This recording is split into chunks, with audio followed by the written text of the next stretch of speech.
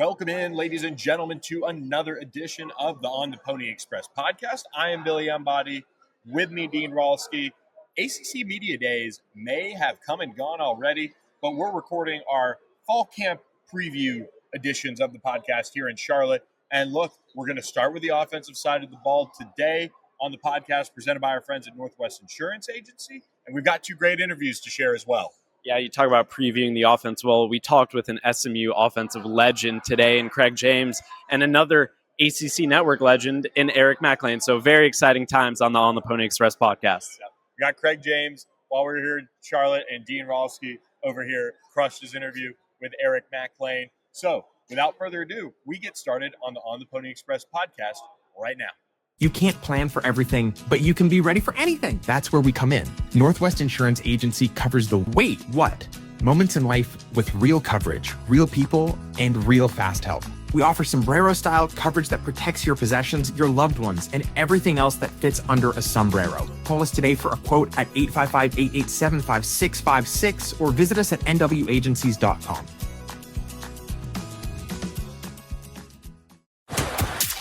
This is the On the Pony Express podcast, part of the On3 network. Check out all the SMU coverage you need at ontheponyexpress.com. Now, here's your host, Billy Embody. 1, 2, 3, let me go.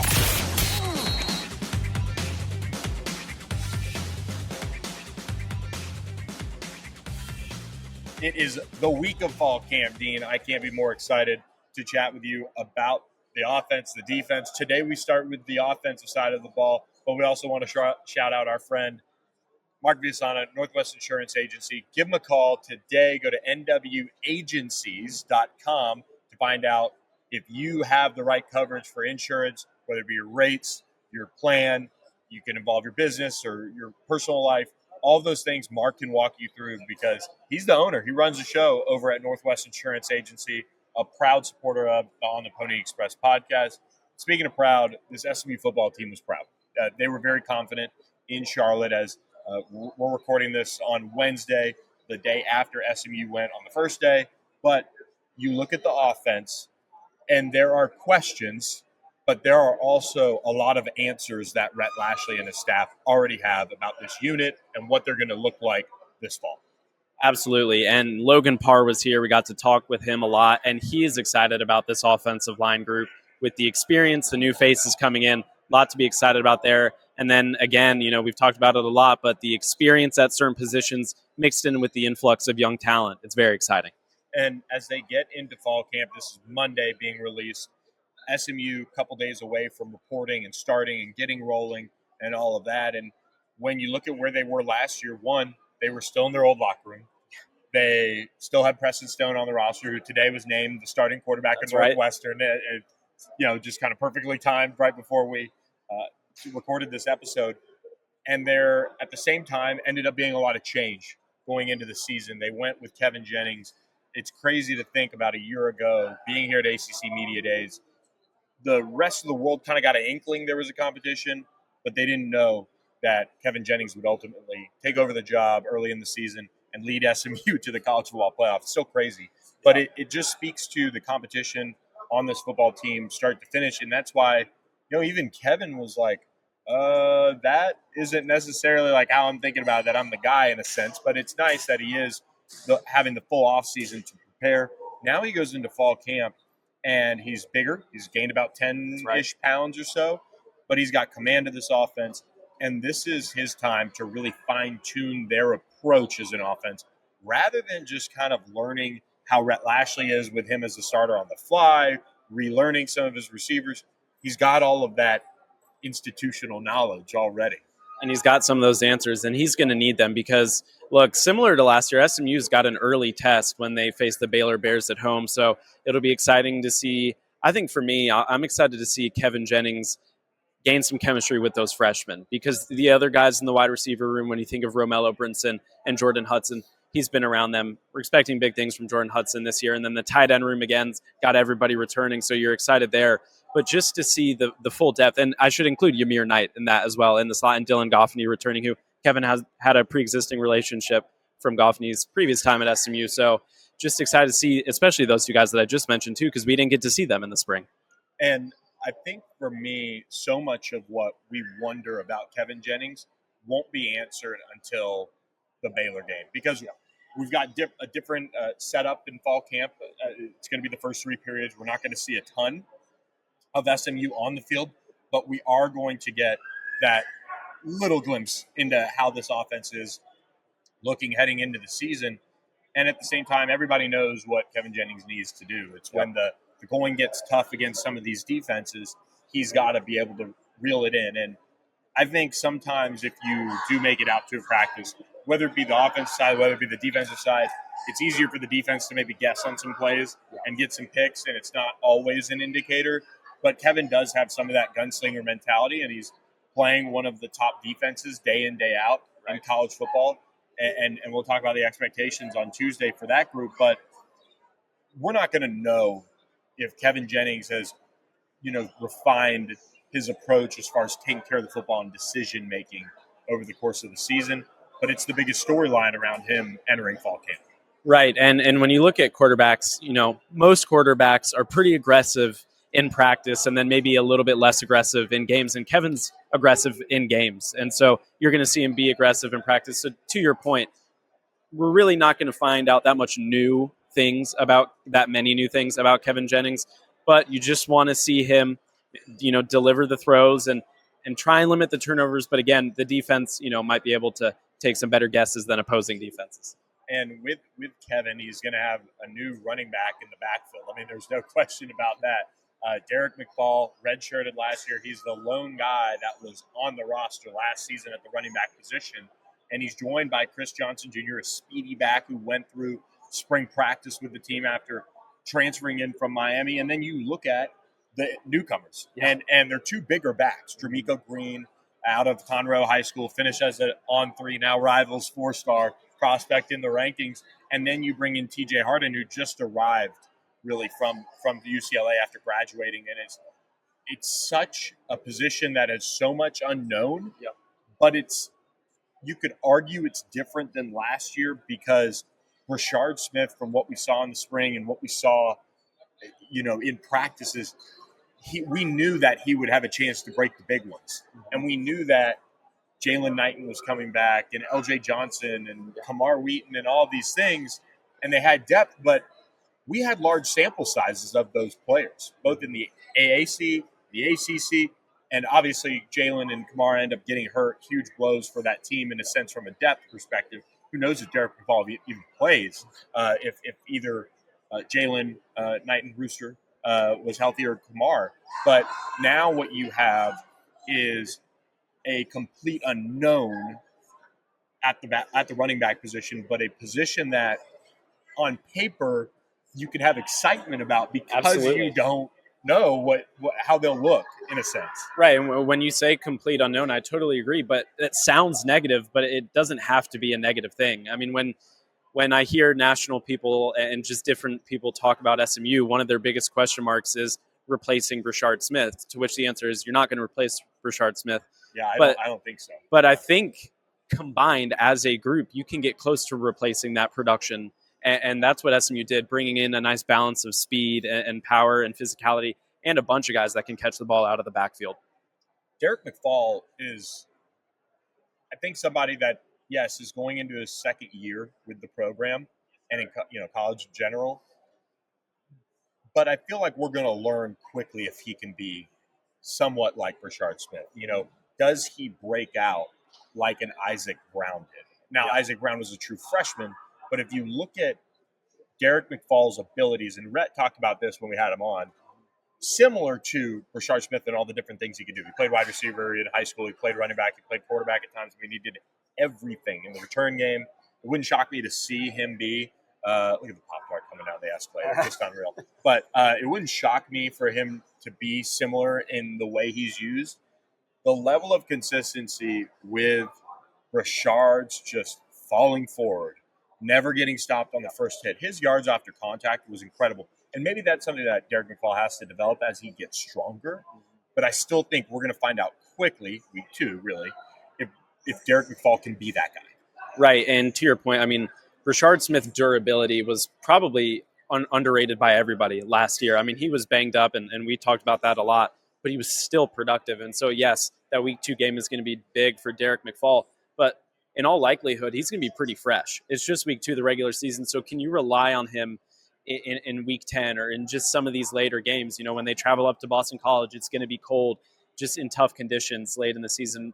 And, a big talking point last year joining the ACC was the wear and tear that playing these Power 4 schools takes. And Derek McFall is still a young running back, so we'll have to wait and see. And when we get back to fall camp, the thing with the running back group, I think that is going to be interesting is SMU lost Jonathan Jefferson in like the first couple of days of spring. And so they didn't have him. And they, eventually rolled out Terry Webb, Jeffrey Mbay. But it was not a deep group after that. I mean, you had some guys that had been around, but it really wasn't deep. And now they added Tavonta Spears. Yep. Shaq is his nickname. They're pretty high on him. And they added Wu Spencer, a former Louisville player. We really should have asked the Louisville team about him. But missed opportunities. It's okay. Those guys now, if they get one of those two to pan out, then you have Jeffrey Mbay, you have Terry Webb, and then you have depth. And so where I was going with that is SMU was able to break the big runs with Chris Johnson Jr. and Derek McFall at times in the spring. Will that continue in fall camp? And that'll be something that maybe gives us a little bit more of an indicator.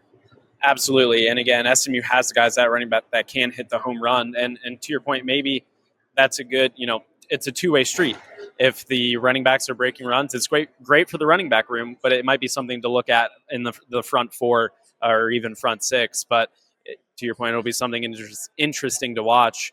And I am also interested to see who they trust the most catching the balls out of the backfield. Because TJ Harden caught a bunch at UCLA. We know, as you mentioned, Derek McFall has the experience in high school, Chris Johnson Jr. as well a little bit.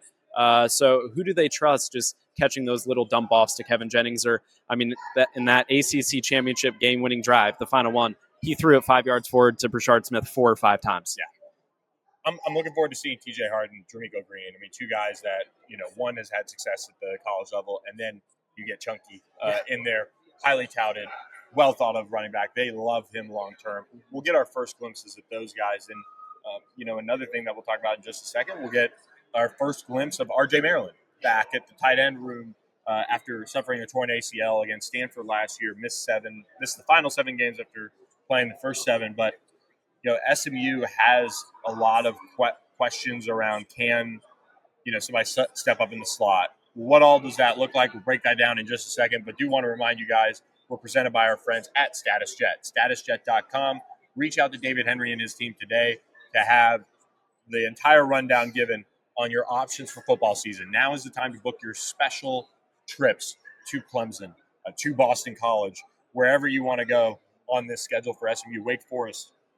Make sure you reach out to StatusJet, statusjet.com, mention On the Pony Express, and get a discount on a round-trip flight when you book with our friends at StatusJet. So SMU has some interesting question marks around the pass catchers, is what I like to call them, because SMU has tight ends, but really RJ Maryland and Matthew Hibner, feel like an extension of the wide receiver room. And the biggest question is, what will RJ Maryland look like? Rhett Lashley said he's cleared. He's been cutting. He's been jumping. He's been doing all the things. But it is going to be a fascinating thing with how they manage him early in the season. But in particular, we're probably going to see him managed in fall camp too. Yeah, absolutely. And, we're allowed in for 15 minutes, so I don't think we'll get to see too much of SMU's game plan in terms of packages and personnel as well, because that'll be something interesting to watch. Because if you go back to last season, yes, SMU had RJ Maryland and Matthew Hibner, but maybe they didn't know exactly what they had. And so now they do. And so that'll be something to watch if we get glimpses of, which one goes in the slot. You've got the ultimate mismatch when you can put out a massive human like RJ Maryland or Matthew Hibner, and then also on the other side of the slot have a speedster in Ymir Knight. And Ymir Knight is one that I'm interested to see how he looks, because the punt return position is open for SMU. The kick return position for SMU is open. SMU seems to like the running backs back there on kick return, which got 2 fast options in Chris Johnson Jr. and Derek McFall, of course, but maybe they try something else. But Ymir Knight is somebody that I think has gotten a little bit of buzz here in Charlotte, and at the same time is almost forgotten in a way. So we're going to have to look at him very quickly as fall camp gets going, because you have to replace Jake Bailey, who got hurt against Duke, ended up missing the season. But Roger Daniels, man, that guy was a fixer. He ended up being SMU's leading receiver, which I still kind of, when I see it, I'm like, wow, that's right. He did so much for SMU.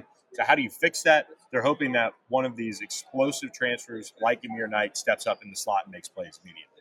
Yeah, I mean, truth be told, that's my number one player I'm excited to watch on either side of the ball in fall camp, because, again, that is an underrated part of replacing what Roderick Daniels did last year. And, guys in the slot, not often known for hitting the home run and going deep, but Daniels was the guy, they'd go slant, slant, slant, and then they'd cut him upfield, and you saw multiple times where he just tore defenses apart. So can SMU replicate that success in the slot? We'll have to wait and see.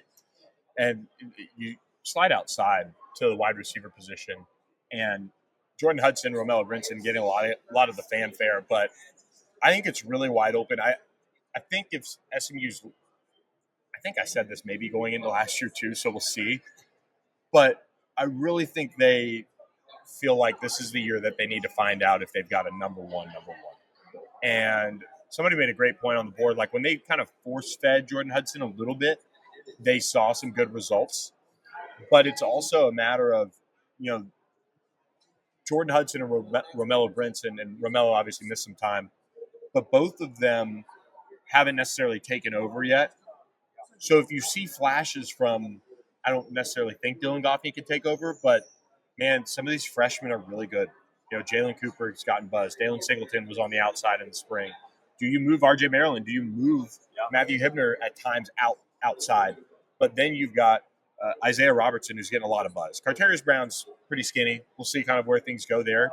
But, man, if you can get one of those guys to break out, it's a position that you like to see some, injection of star power into that room in a sense. Like Jordan Hudson and Romello are household names at this point, but a true star emerging wouldn't be a bad thing after not having a true number one the last couple years. And just trying to push them, because SMU had all the options at receiver last year coming back, but they really just kept the same depth chart from 2 years ago to last year. And so there wasn't that person trying to push them. They knew what they had in everybody. And so some of these younger guys, it's a little bit of the unknown in a good way of, well, can this guy step up? Can he just make some plays? And then all of a sudden, Jordan Hudson or Romello Brinson is like, I got to be on my tip-top shape to make sure I'm getting the most amount of snaps for my film to go make it to the NFL, because that's what these guys want to do, and they have to be successful if they want to do that. Yeah. Well, we're going to be tracking it all at the wide receiver position at ontheponyexpress.com, so make sure you subscribe for just $1 for your first week. And also, go ahead and check out our friends at Thomas Auto Group. Head up 75 McKinney, visit with any of their 4 dealerships, Ford, Subaru, Volkswagen, and Mitsubishi. But if you don't find something you like in that world, you can also go over to the pre-owned side of things. They've got a great service department as well as a collision center that can take care of all of your needs. Make sure you mention On the Pony Express when you go, or if you check out things online, tell the chat that pops up there as well that you can thank On the Pony Express for referring you guys to the Thomas Auto Group. So learn about the Thomas Promise today and check out our friends at the Thomas Auto Group. I promise you, SMU is feeling better this year about the offensive line than they did a year ago. And that's no shot, that's no this, no that. It is just a group that when you look at the talent, they've taken a step up. When you look at the interior, you got to feel really good about Addison Nichols, and you have Logan Parr coming back. And so, in some ways, the cream will rise to the top at that right guard position, and they're going to get a very capable starter out of that group. Yeah, and just going back to the running back position, you talk about Brashard Smith and replacing his production. Well, part of that could be an improvement in the offensive line, because there were certainly times where Brashard Smith, hid some of the problems on the offensive line. For sure. And so if the offensive line can improve, then maybe you don't need 10 out of 10 performance from the running backs, just 8 out of 10 performance, and they can just find the open holes, stick to the basics, and you can have a very effective run game. The thing that's going to be interesting is, at least from what we've seen in the spring, there's an improvement in terms of blocking things up and hitting the big play. Yeah. And at the same time, it's hard to imagine SMU's production from the running back room being what Brashard Smith was last year. And Rhett kind of alluded to that. He was like, I think he said, do we think somebody's going to be Brashard Smith? Probably not. No. But could they get to that same production level? Exactly. Is the big question. It's obviously an unknown to the season, but I still think there's going to be a little bit of indicators we're maybe going to be able to pick up from talking to sources about how things are going with the run game in practice, because they're going to learn so much about half the room, TJ Harden and Jermichael Green, and then you have Chris Johnson Jr. and Derek McFall coming back. But there is a sense that this is a much more athletic offensive line that should be able to block things up better, which could help this young or new, fresh running back group. Absolutely. And I mean, you talked about the interior improving, and that's key. Addison Nichols, we've only heard great things about him since he's come to SMU. Joshua Bates and Nate Anderson seems to be the battle at right guard, and both those guys will push each other. Josh Bates, will he look a level better now that he's more comfortable at SMU? That's something to watch. And then you got to feel good about PJ Williams. And we'll get a look at Dramad Odoms as well, which will be very exciting at left tackle. And Abel Hoopy will be very exciting as well. So, we talked about the wide receiver room and the experience and the young talent coming in. It's a similar story at offensive line. I asked Logan Parr, I kind of pressed him because we've got a good relationship, and he's been on the show a couple times. And I said, all right, these freshmen, Dramad, Abel, are the two ones that we really hear a lot about. Are they really, that good? He actually said Abel Hoopy seems like the most ready now, and he said Alex Woods is playing behind him, and to watch him as well. We'll have him on tomorrow, or we've already had him on. But when you look at that progression potentially for Abel Hoopy, if he is the most ready out of the offensive linemen they have at right guard, could he play his way into a similar role like we've seen from a Marcus Bryant early in his career, a Branson Hickman in the past, even PJ Williams his first year, where he ends up playing a lot of snaps later on in the year? That's where Garen Justice has a chance to really change the future of this offensive line. That has a Kapunga Katoa committed, that has a Drew Evers committed. Those are things that if you hit on Abel Hoopy, that they're very high on, and you hit on him as a freshman and start to see him get snaps in games later in the year, then you've really set your team up to stay fresh. SMU doesn't have the same luxury of the bye weeks that it did last year, but man, staying fresh late in the season, Jeff Brom has to play 7 games after their bye weeks are that early in the year, for example, at Louisville. But SMU has a tendency at times to develop certain players at certain positions and give them those snaps late in the year that can help settle things down from a freshness perspective. And that's something to remember too, as we look up and down the depth chart at every position in fall camp and you try and fill it out. These things aren't final once week 1 happens. They're still fluid going in if someone doesn't perform super well in fall camp, but throughout practice and as you go through the season, SMU, we've talked about it a ton, the changes they made after the BYU game and how much that helped. So just because someone maybe isn't lighting it up in fall camp doesn't mean they couldn't be a huge piece for this team down the line. And Savion Byrd at left tackle. Again, Logan Parr, great source here for us. If you caught his interview with us, we talked off camera as well. He said Savion Byrd has been the most committed, most mature, done everything they've asked of him, which I think is a cool way to put it because the offensive line room has that accountability now with the culture of all the things away from the field and on the field. And they're really high on that coming together for him. Similar, in a sense, to Kevin's interceptions in the game against Penn State. A lot is going to be made of Savion Byrd facing off against Abdul Carter and TJ Parker and Peter Woods and all these guys, studs that he faced over the last 2 weeks of the season. But he also had a pretty good game against Donovan Ezraku. So maybe sell the stock on him in the NFL. But it's hard to look at his body of work and what he was able to do and not at least feel decent about it versus what you saw from what basically most offensive tackles in the country performed with an Abdul Carter. Like everybody looked silly.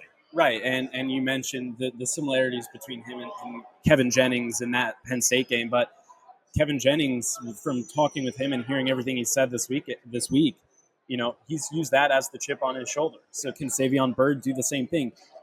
Both Kevin and Savion definitely think they're better than the way some media personalities are portraying them. But can they use that as extra motivation to go prove it? We'll have to wait and see.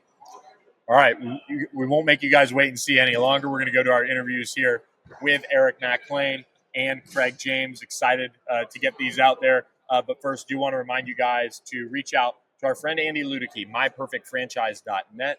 Make sure you reach out to him and tell him we sent you it on the Pony Express. And if you do go through with franchise ownership with Andy Ludicky, he'll donate money back to SMU's Boulevard Collective as well. So just mention that. Mention you're an SMU fan and you heard from us. And Andy Ludicky can walk you through franchise ownership, your options, the amount of money it takes, the process, all of those things you can be doing with Andy Ludicky, myperfectfranchise.net. So email him, Andy, A-N-D-Y, at myperfectfranchise.net for more information on how he can help you change your life and get into the franchise ownership world. So without any further ado, we're going to go with a favorite of the show, Eric Mac Lain from the ACC Network. Dean caught up with him solo. It's a great interview. We hope you guys enjoy it.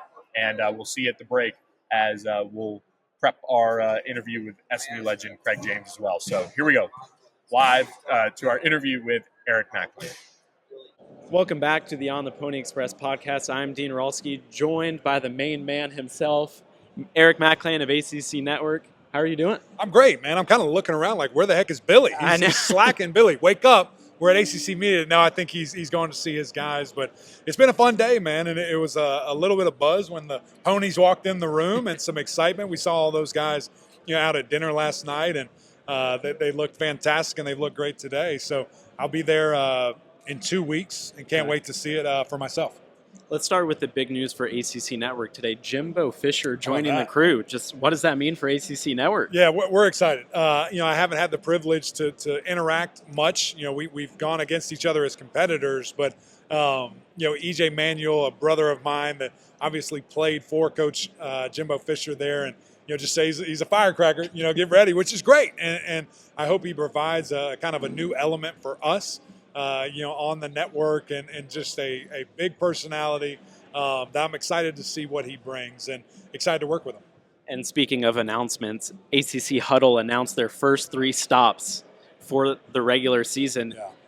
All big games, a couple of which for the Clemson Tigers. We'll talk about Clemson in a second, but how exciting. It feels like the ACC just has a bunch of big-time out-of-conference games at the start of the year. I can't overemphasize how massive this is for us, personally, professionally, as a network, for us to expand and detach ourselves from the primetime game to truly go to the most impactful, biggest, most important ACC game each week. It's monumentous, for this league, for our fans, for the league to be able to display this product and those fans at that site at a whole new level. And so, I hope that continues to drive awareness for this network, for our show, continues to push, just the messaging for the conference. And, it is a simple sell. It is an easy sell when you look at those games that we will be a part of, where we are going to be, and, what I think that's going to do for our network. So I have to give so much credit to our leadership for making that change and, making this a thing where, we're going to be at a big show and we're the big show coming to that town. And 2 of those first 3 games will be watching the Clemson Tigers. For you as a Clemson guy, how are you balancing the excitement but also the nerves knowing you've got some real competition in the first few weeks of the season? Yeah, no, it's a great opportunity for Clemson. I think at the end of the day, if they are who we think they are, they'll handle business. And it's one of those things where Clemson has to get back to winning those type of games. You look at the last couple of years, they quite haven't been able to do that. What we really made our bread and butter on when I was playing and for the couple of years after that, where they win those massive games. They beat the Ohio States, the Georgias, the Alabamas. And, these last couple of years, haven't been able to capture that lightning fully in a bottle and expect them to get back to that. So a great opportunity for them and for us to be able to be at the same game they are. And another big game that'll be in conference play is when the SMU Mustangs travel to Clemson to take on the Tigers. You making the trip? Oh, yeah, Come absolutely, on. absolutely. And so Can you just give some SMU fans some perspective as to what that Death Valley experience is like? Oh, come on. I'll give you the whole thing. So we do barbecue a little differently. You guys like cows. We like pigs. So ribs, barbecue kind of off the bone there, pulled, and it's a great experience. So you've got to go to a couple of different spots there, the Smoking Pig being the one. They don't do reservations. Show up, stand in line. We'll show you how some Carolina barbecue is. It's very different. It's not even comparable, to Texas. Texas, you win your thing, we win our thing. But that's going to be fun. And the tailgating environment, it is unlike many in the entire country. So they'll welcome you with open arms. They'll let you have a beer, sit down, have some food. But then when we get in that stadium, it's go time. And it's called Death Valley for a reason. I assume that game will probably be at night. Maybe game day will be there. Who knows? Maybe we'll be back. Yep. It's going to be a fascinating environment, and something where obviously SMU got a taste of that at Happy Valley last year, and you want your team to operate in those type of games as they do any. So a unique challenge that SMU I know will be ready for. And we'll end on some SMU football now. Just what do you see? I know you've talked about on the Gramlich and Mac Lain podcast. Great podcast. Thank you. If you haven't watched it yet, you're missing out. But you've talked about the importance of bringing back the coaching staff and Kevin Jennings.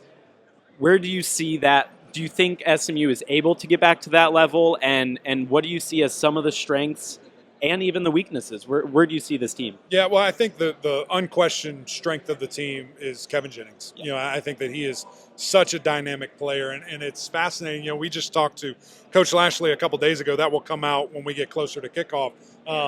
Just about kind of the disrespect that is there for him. I mean, I remember after the Clemson game, this guy was going to win the Heisman, everybody said. And then, the Penn State game happens, and they're like, he's not that good, which I think is ludicrous. He is an amazing talent. He's one of the best quarterbacks in the entire country.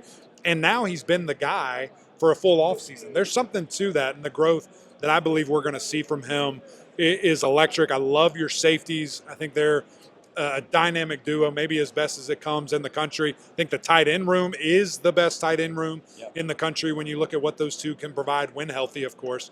And then some question marks. Just when you lose whatever it was, 1,400 yards, maybe more, from Bashard Smith, that's a big deal. That's something that isn't just replaced by one guy, probably. So does Derek McFall step up? Do a couple of the transfers step up? Who do you really feel like can make that type of production? And do you like it better that it's not just coming from one guy? You lost some key receivers, got some young guys that are really ready to go that I'm excited about. And then, Coach Lashley was pretty adamant a couple of minutes ago on the huddle here that their defensive line is going to be okay.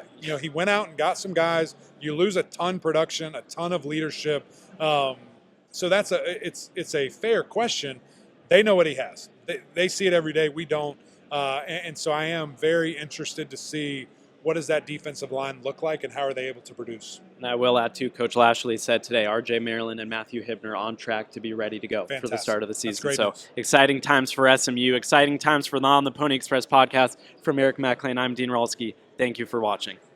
Awesome stuff from Dean. It's great, to get you out there, too, with a guy like Eric. He gave me some grief this morning, actually, about missing out. I was like, man, I've talked to you before. We got to get you on with Dean and let you roll and all of that. But no, they're actually, as you guys are listening to this, the ACC Network crew is going to be there next week. August 4th they'll kick off the second week of fall camp, the first full week, however you look at it, with SMU coming to town. Eric Mac Lain, Taylor Tannenbaum, and some others will be rolling through. So it'll be nice to see them again in Dallas. And, of course, they love the Mustangs. I said, see you in the fall. We know we'll see you in the huddle rolling through. SMU was the darlings last year of the huddle. So lots of good stuff there from Eric Mac Lain. And now, before we go to our interview with SMU legend Craig James, always great catching up with him, do want to remind you guys as well about our friends at AKM Turf and Greens, akmturfandgreens.com. Get $500 off your project when you mention On the Pony Express or Billy Embody or Dean Ralsky sent you. Make sure you look over all the options of what they can bring to your backyard. Look, it's the perfect time of year to get something done because, one, it's so hot, you don't have to do it. AKM Turf and Greens can rip it all up for you. But, man, to have a patio with turf, and they can do pavers, and they can do gravel, and they can give you a chipping green and all of these different options, it's the perfect time to do it so that when things cool down, you can spend every Saturday out there.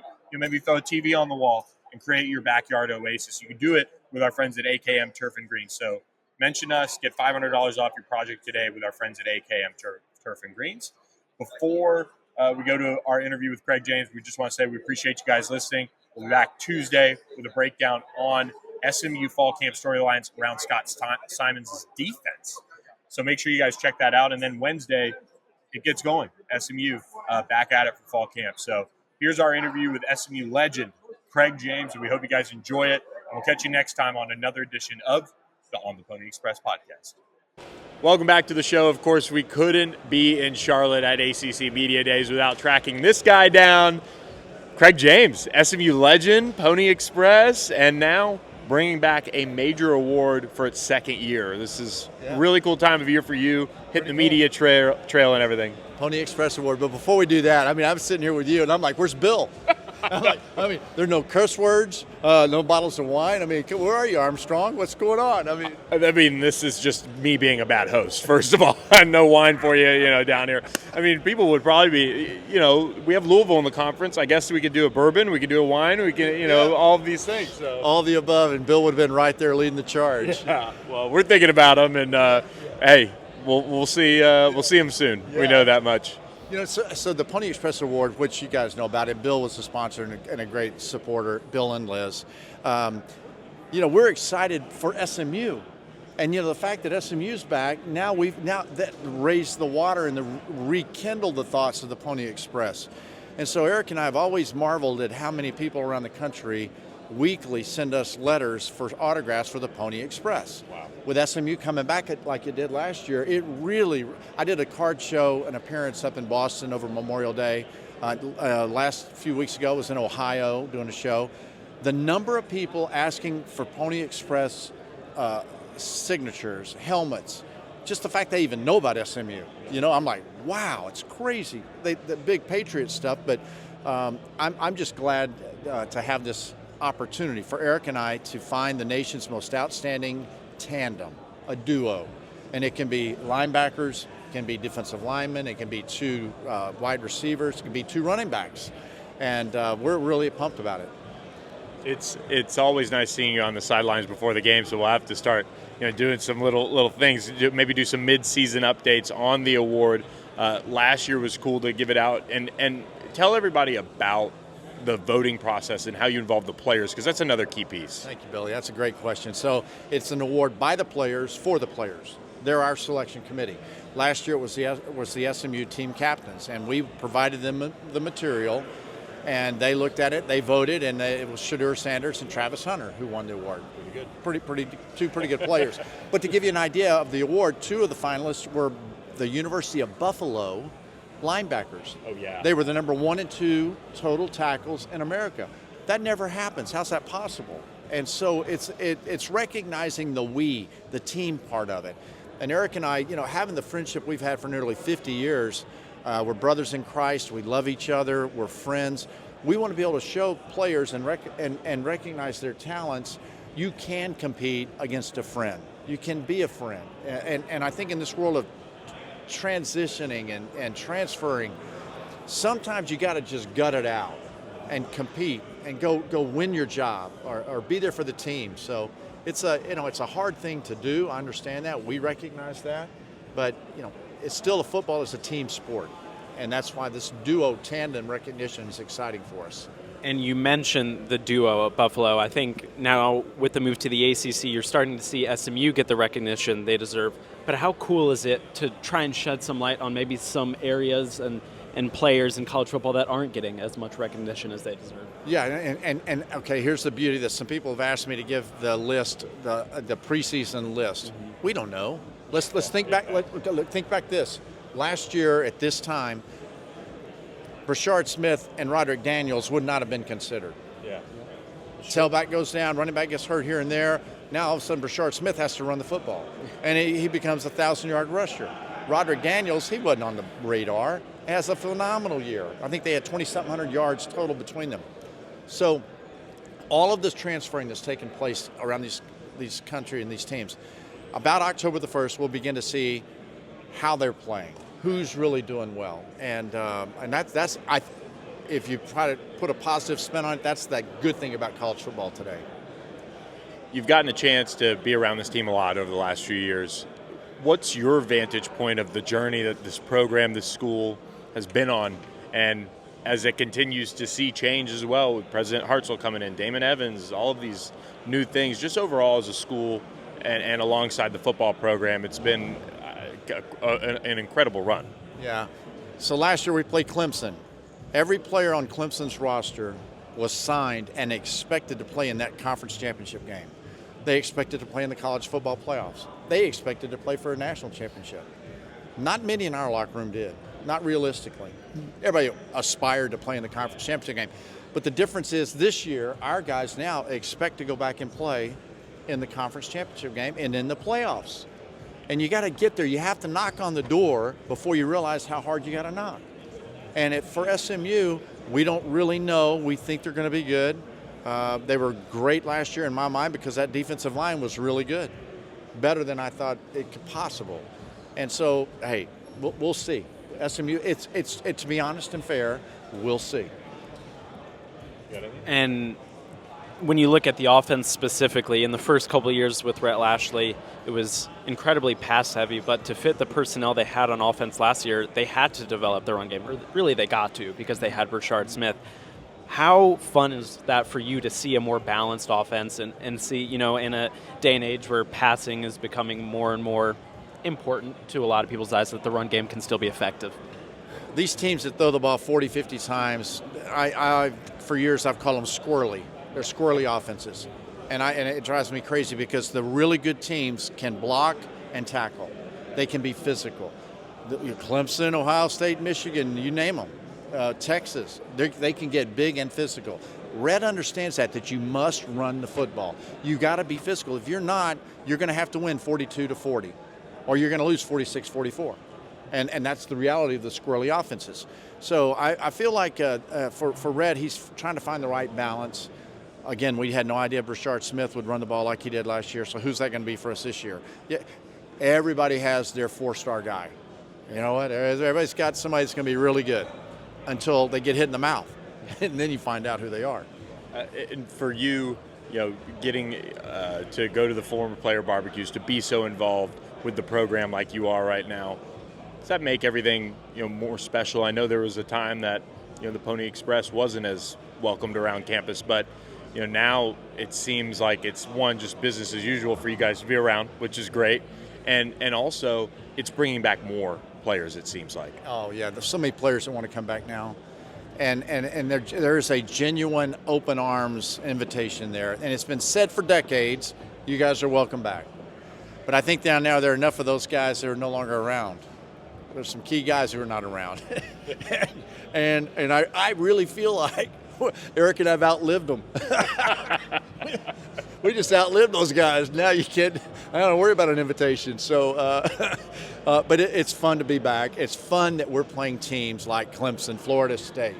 Great schedule. And it's so much fun to be on the campus, sitting in Bill and Liz's in their press box, watching that ball game. Last year, I tried to catch an extra point, and everybody was laughing at me because I gave alligator arms. I was going to fall over the rail. Yeah, we can't lose you. Oh, my gosh. Well, if I were going to go down, I guess go down there. So, well, it's a pretty nice facility to fall out of, I guess. I don't know, but pretty morbid there. But, look, we really appreciate you stopping by. We're so excited to see who wins the Pony Express Award again this season. And, look, it'll be a new champ. Both Shadur and Travis Hunter are out the door. Yeah, that's a good point. And thank you for having me, man. It's good seeing you as always. And you guys travel well, and we'll see you back on the hilltop. Sounds good. Thanks a lot. Craig James.